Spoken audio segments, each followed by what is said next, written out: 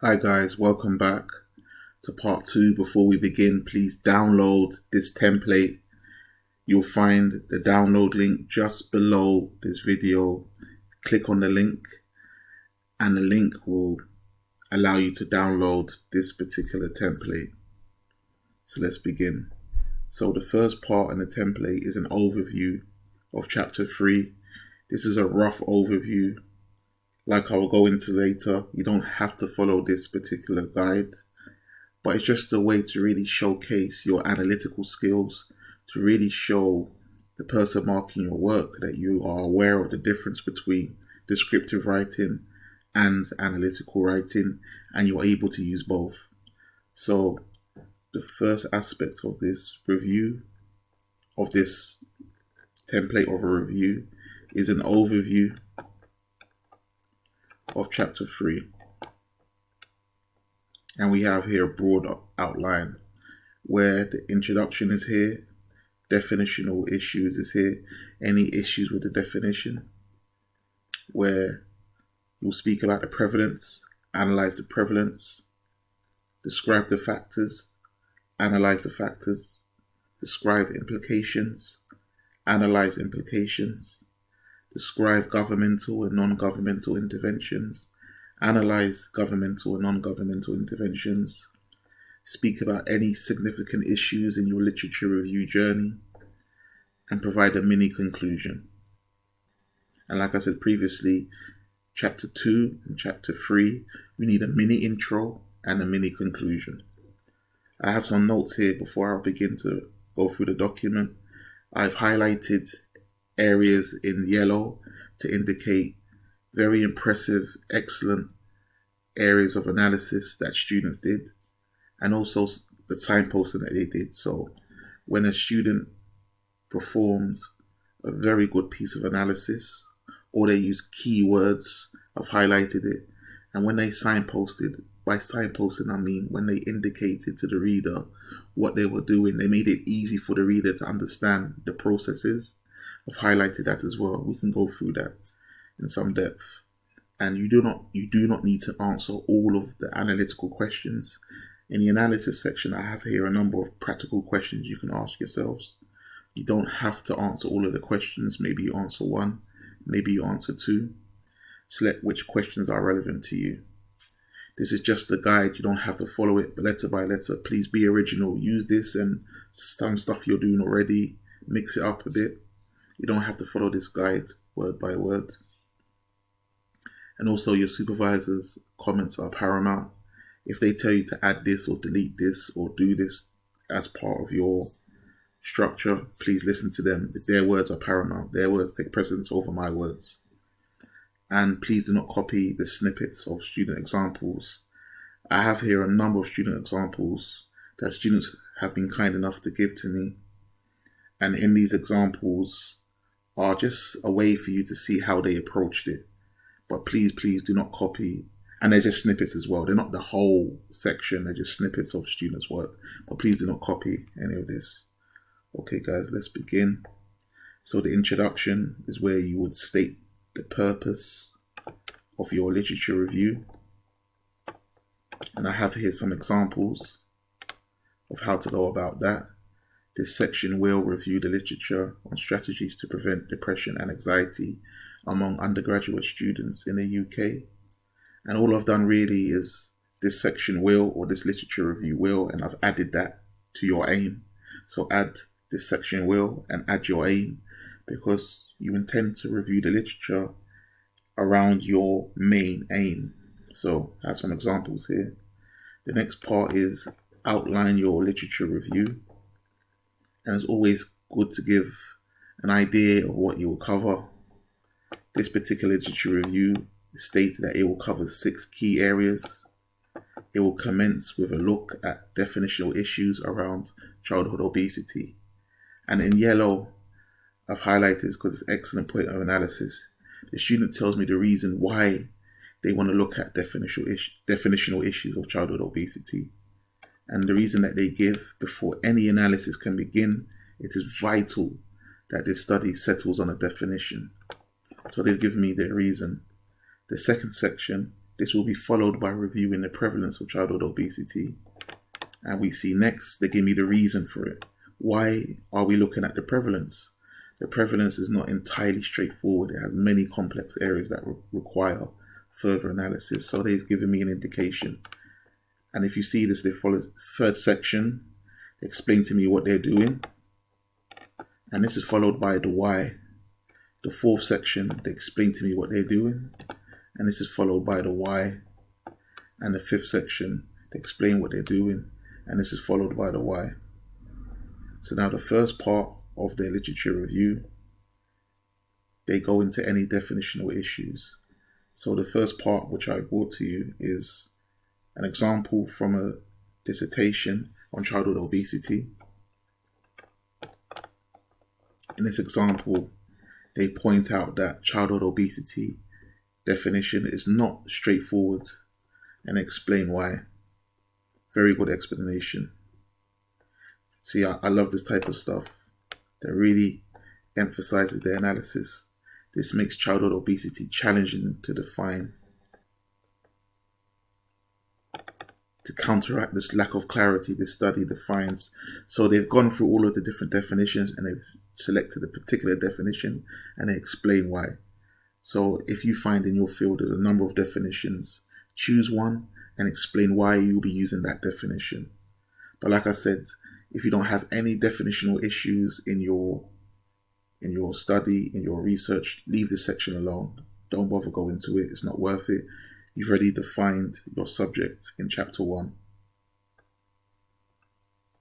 Once again, here's another example where they speak about how they came up with the definition for barriers and the studies they used, and they put together this Frankenstein of different approaches to have an idea of what barriers is. And like I said, if your research aim doesn't have any words that have been contested, leave this section alone. It's not worth it. Move on. Everything. But like I said, I think this is very well done, where they use two studies and they put these two studies together to identify what barriers is.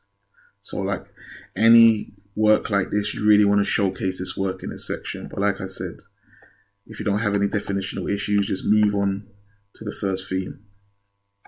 So moving on.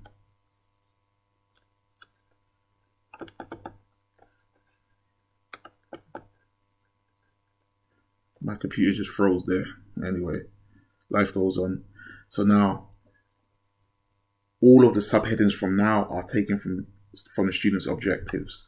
So now I've called this the prevalence of whatever your area is, whatever your health issue is. So most of our objectives started with the prevalence. So in this section, you describe the prevalence of your health issue using descriptive data, statistics, factual information, tables, charts, graphs, etc. You will just describe. No analysis in this section. Just describe what's in front of you. This will largely mirror what you've done in chapter 1. Largely mirror that. This would just be a description of what you covered in that chapter. If you have any questions, please write your questions in the comments box just below. So yeah, so describe the prevalence in your particular health area. Be very descriptive in this section. So whether you're doing the prevalence of childhood obesity like this particular student did, yeah, you just describe the prevalence in the area. Tables, charts, graphs, factual information. Try not to completely duplicate what you've done in chapter 1. But broadly, in this section, it's very descriptive, very easy, very boring, no analysis, just describe the prevalence in your area. Now, this is followed by a section on the analysis of the prevalence of your health issue in the UK. This title here, I've done analysis. You could do evaluation of prevalence, assessment of prevalence, whatever. I would say mix it up. You don't want 100 students with this section entitled analysis of the prevalence of their health issue. So what we've done here, just to make clear, we've described something. Now we're going to do the analysis. Now this is where the marks come in. And analysis, as I said, is the why. Why does prevalence exist is a question you can ask yourself. Another question is the prevalence shared across race, gender, geographical location. These are just questions that I came up with that I've seen from other students. Please, you do not have to answer all of these questions. This is a lot right here. Maybe you choose one question to answer, maybe you choose two. You don't have to answer all of the questions. And I have here examples of how students analyze the prevalence. Example from breast cancer. An example from late diagnosis of dementia. And once again, I've highlighted, I really like when students do this, when they number their work. There are 3 aspects to the prevalence that require further discussion. First, second, third, and so forth. I really like this approach. And I have here the third example of analysis of prevalence from domestic violence assignment, which a student requested last week when I gave the workshop. So here's an example of how they analyze the prevalence of domestic violence. Really great examples, really great forms of analysis. And like I said, all these examples is not 100% analysis. There's some descriptive writing in there, but for the most part, they've taken an analytical stance, a critical stance. The next part is a look at the factors. What are the factors of your particular health issue in the UK? And once again, this is a descriptive overview of the factors. Very descriptive, very statistic charts, graphs, tables, and so on. And also what I've seen students do, instead of just looking at factors in one big blob of a paragraph, they've looked at it from different issues, environmental factors, socio-economic factors, and they've sectioned their work. So they've just looked at environmental factors, then they go on to look at socio-economic factors, and just really, really good the way they've divided their work. What follows is analysis now.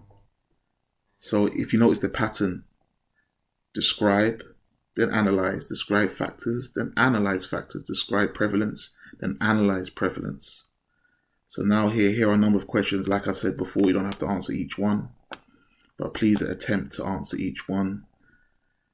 And talking to supervisors, they really like you to go into, are there any ethical issues related to factors? Are there any ethical issues related to prevalence? Are there any ethical issues related to government intervention? Are there any ethical issues related to outcomes? Yeah, I always recommend, if you do choose to do 1 or 2 of these questions, please try to focus on ethical issues as well. And I've got here a number of examples, 3 brief examples. Once again, great forms of analysis as well. I've highlighted that in yellow, what I've really liked, what they've done here. Another example, looking at the adherence to hormone therapy among women.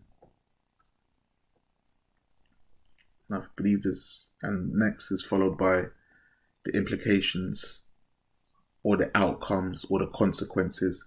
And like I said, most of these titles mirror your objectives. You may have slightly different objectives, but for the most part, you'll mirror these objectives. And here are a number of questions you can ask yourselves. And like I said, you don't have to answer every question, but it's always good to look at ethical issues. Always good to look at theory, any theory that can help explain your work. And I gave you guys a great outline to the theories that are out there. Try to engage with this. If you see a particular theory that mirrors or it will help you explain the implications, or will help you explain prevalence, or will help you explain factors, please look into that.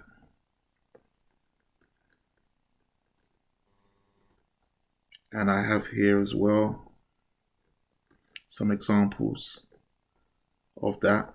Once again, I've highlighted in yellow all of the excellent analysis that I've seen and so forth. Any questions, any comments, please write your comments in the comment box and I'll get back to you.